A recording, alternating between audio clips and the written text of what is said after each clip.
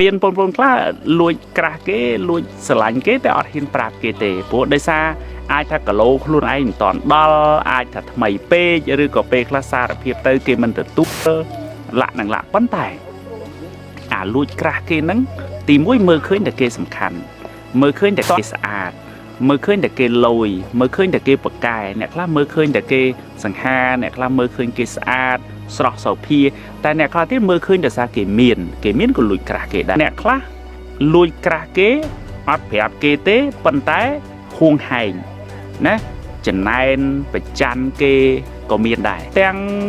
យើងហើយនឹងគេហ្នឹងអត់មានត្រូវអីនឹងគ្នាសោះព្រោះគេអត់មានដឹងមកហ្នឹងគេអត់មានដឹងឧទាហរណ៍ថាបុគ្គលកហ្នឹងត្រូវបានខហ្នឹងក៏លួចក្រាស់ហើយខហ្នឹងនៅលមូលពោះខ្លួនឯងហ្នឹងទៅនៅលមូលកពើហ្នឹងទៅនៅគេហៅថាអារម្មណ៍ហ្នឹងគឺហួងហែងអារម្មណ៍ហ្នឹងគឺដូចថាអារម្មណ៍ហ្នឹងចង់ទៅគ្រប់គ្រងគេចង់ទៅត្រួតត្រាគេប៉ុន្តែខ្លួនឯងអត់ត្រូវអីជាមួយគេទេព្រោះអត់ដែលនិយាយមួយគេផងអត់ដែលទៅសារភាពប្រាប់គេផងទេប៉ុន្តែខ្លួនឯងហ្នឹង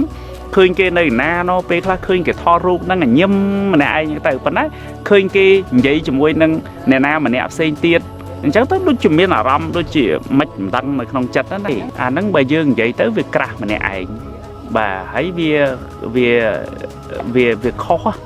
ព្រោះយើងលួចស្រឡាញ់គេម្នាក់ឯងទាំងគេអត់ទាំងដឹងខ្លួនហើយគេទៅមានដៃគូផ្សេងគេក៏អត់មានទោសដែរព្រោះអ្នកណាទៅហាមចិត្តយើងមិនឲ្យលួចក្រាស់គេហើយយើងលួចក្រាស់ក្នុងចិត្តហ្នឹងអ្នកណាគេទៅមើលឃើញបែបនេះគេហៅថាយើងក្រាស់ដែរតែក្រាស់ខុសរបៀប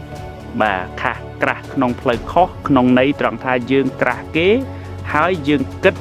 ឲ្យនាំឲ្យអន្តរាយដល់ខ្លួនឯងអាហ្នឹងខុសហើយវេទនាចិត្តខ្លួនឯងហើយវេទនាកាយខ្លួនឯងហើយអាចបំផ្លាញអនាគតខ្លួនឯងទៀតអាហ្នឹងក្រាស់អត់ត្រូវទេតែការដែលយើងក្រាស់គេយើងលួចចាប់ចិត្តលើគេយើងលួចស្រឡាញ់គេវាមិនមែនសុទ្ធតែរឿងអាក្រក់ទេវាជាការផ្ដល់នូវកម្លាំងចិត្តវាជាការធ្វើឲ្យអារម្មណ៍យើងរំភើបរំជើបរំជួលដែរហើយខ្ញុំលើកឧទាហរណ៍មួយមានអ្នកខ្លះអត់សូវចេះរៀបចំខ្លួនទេអត់សូវចេះអនាម័យខ្លួនទេនិយាយឲ្យសាមញ្ញថាដូចរឿងកក្រិចប៉ុន្តែចាប់តាំងពីលួចក្រាស់គេទៅចេះសិតសក់ចេះរៀបចំខ្លួនចេះស្លៀកពាក់ចេះកាត់កញ្ចក់ដៃចេះដុសធ្មេញចេះទៅសម្អាតធ្មេញណាចេះទៅរៀបចំក្លិនខ្លួនក្លិនមកកាផ្លេហើយពាក្យសម្ដីកាយវិការណាក៏ចាប់ដើមដូរដែរទុនភ្លុនគេហៅថាសុភាពរៀបសារល្អនិយាយដឹងទៀបដឹងខ្ពស់ហើយរឿងដែលសំខាន់ណាពីមុនធ្លាប់ខ្ជិលតែតាំងពីលួចក្រាស់គេមកឃើញឧស្សាហ៍ហ្មងប៉ុន្តែគ្រាន់តែថ្ងៃណាមួយមុខទៀតនោះស្រាប់តែគេមានដៃគូថ្មីគេទៅរៀបការបាត់ក៏គាត់អត់គេហៅថាអត់តុកសិចអត់រៀងធម្មតារៀងស្ដាយទៀតព្រោះគេការឲ្យគេទៅក្រៅប្រទេសបាត់ចឹងណាអាហ្នឹងខ្ញុំដឹងប៉ុន្តែគាត់ដូចជាមានកម្លាំងចិត្តដែលឃើញមនុស្សដែលគាត់ក្រាស់ហ្នឹងគេមានអនាគតល្អគេមានជីវភាពកាន់តែរុងរឿងហើយគាត់ហ្នឹងក៏បានគេហៅថាការដែលក្រាស់គេហ្នឹងបានលើកខ្លួនឯងពីទីទាបមកទីខ្ពស់ដែរ